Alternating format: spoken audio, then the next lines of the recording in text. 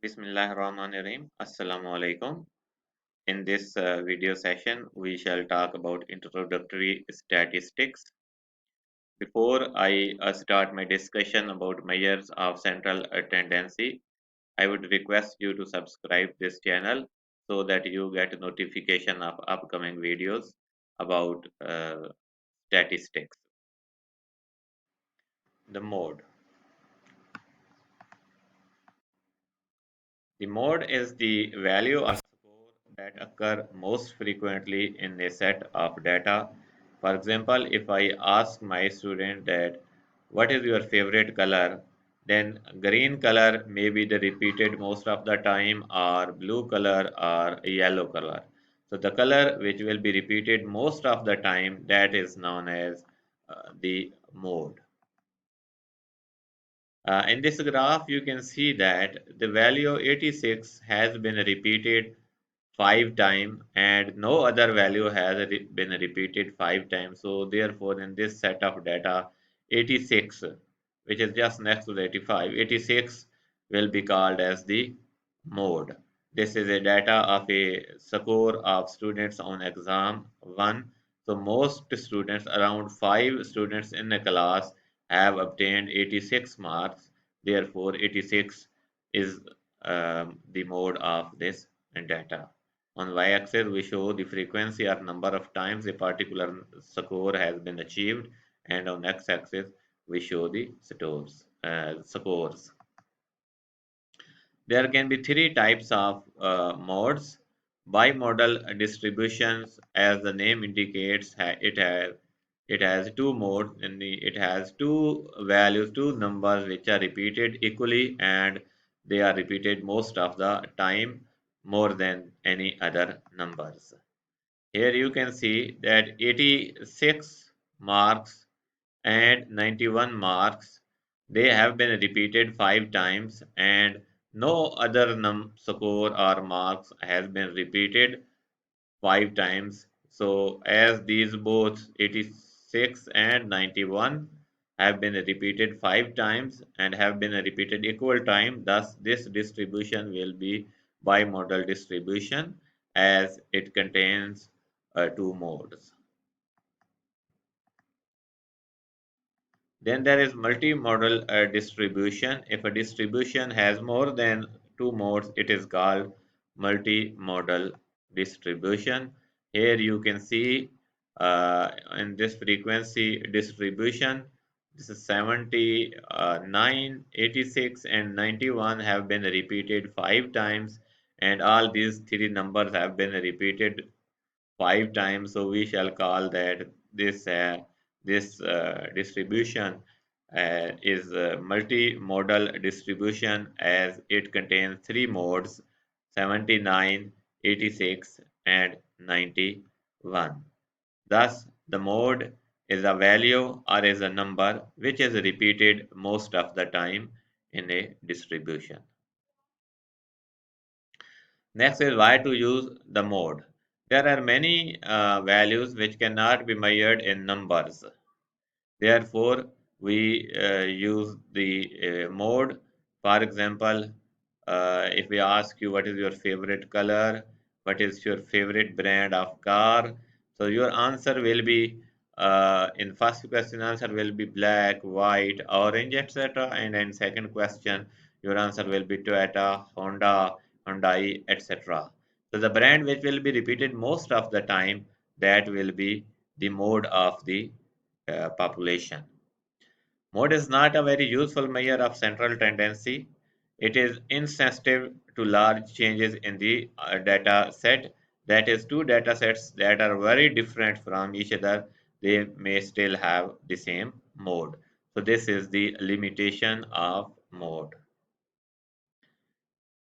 Now look at these two frequency distribution. As these distributions indicate, they are totally different distribution, but still they can have same mode, that is 10. So that is the limitation of mode, that when we use mode as a measure of central tendency, uh, then then distributions having total different properties may be equalized because of having same mode. Next, when to use the mode, as I have already told you that mode is primarily used with nominally scaled data. It is only measure of central tendency that is appropriate for nominal scaled data which cannot be numerically measured. For example, it can your favorite color, for example, brand of your favorite car. Now we cannot do it like black plus white plus orange plus yellow divided by 4, because black and orange, they are nominal variables, they are not quantitative variable on which mean and median cannot be calculated. Therefore, if data is nominal, for example your gender, male and female, this is a nominal variable, we cannot do any statistical calculations on it, so we will use mode as a measure of central tendency in such type of data. Then the next measure of central tendency is the median. The median is simply another name for the 50th percentile, because median divides the observation into two equal parts, and median is exactly at the middle of the distribution. It is the score in the middle. Half of the score are larger than the median and half of the scores are smaller than the median. How to calculate the medians? Conceptually, it is very easy, although there are some problems. But the first step to calculate the median is to sort the data alphabetically in the ascending order or in the descending order. So when we arrange the data, then to find out the location of the median, we apply this formula n plus 1 over 2, where n is number of observation. We add it with the 1 and divide it by 2 to find out the location of the median. If n the number of scores is even, then the median is the average of the middle two score, which I shall explain shortly. Now this is example of the median. Now see, if you have these numbers 10, 8, 14, 15, 7, 3, 3, 8, 12, 10, 9, and you want to find out its median, the first thing which you need to do is to sort the score. So this is in descending order from 15, 14 till 3. So the numbers are decreasing. To find out the location of the median, we need to do n plus 1 divided by 2, because these are 11 number. 1, 2, 3, 4, 5, 6, 7, 8, 9, 10 and 11. So n will be 11 plus 1 divided by 2 is equal to 6. So the number at the 6th position is the median of this set of values. So we will find out where is the number 6. 1, 2, 3, 4, 5, 6. So at 6, the number is 9. So median or middle score of this set of value will be the 9. Here in this example, we have how many observations? 6 observation, that is even number of observation. Like we did in the last slide, we will first of all sort the scores from 24, 20, sorry, 42, 24, 19, 18, 16, 12. This is again descending order. You can arrange it in ascending order as well. It will not make any difference. So after arranging the numbers, we apply the formula n plus 1 divided by 2, which is 6 plus 1 divided by 2, 7 divided by 2 is equal to 3.5. So the median will be number located between 3 and 4. Therefore, what we will see here, this is 1, 2, 3, 4. So at 3 we have 19, at 4 we have 18. So we shall take the average of 19 and 18 by adding 19 plus 18 and dividing it by 2, and we shall call it 18.5. 18.5 is the median of this set of values.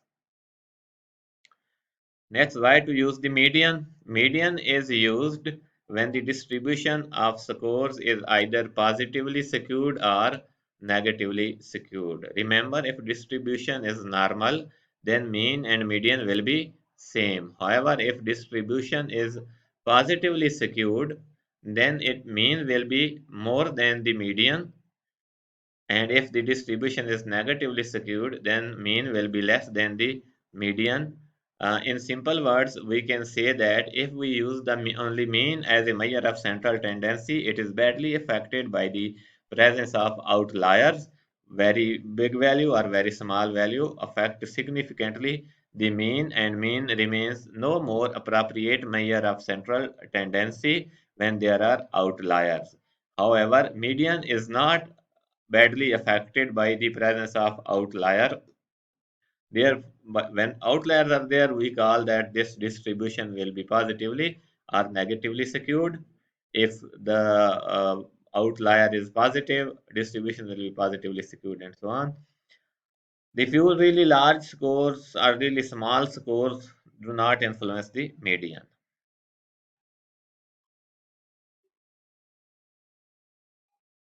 Then next is the mean. The mean is the arithmetic average of all the score sum of x divided by n. So if we have 10 observation, we add all those observation and we shall divide it by the 10 to get the value of the mean. Some characteristics of the mean are that the deviation of values from the mean, and if we take its sum, it will always be equal to 0. So deviation of each value from the mean, its sum will always be equal to 0, and then the square of sum of deviations of values from the mean will be minimum. The mean of the population is represented by Greek letter mu, while the mean of the sample is represented by x.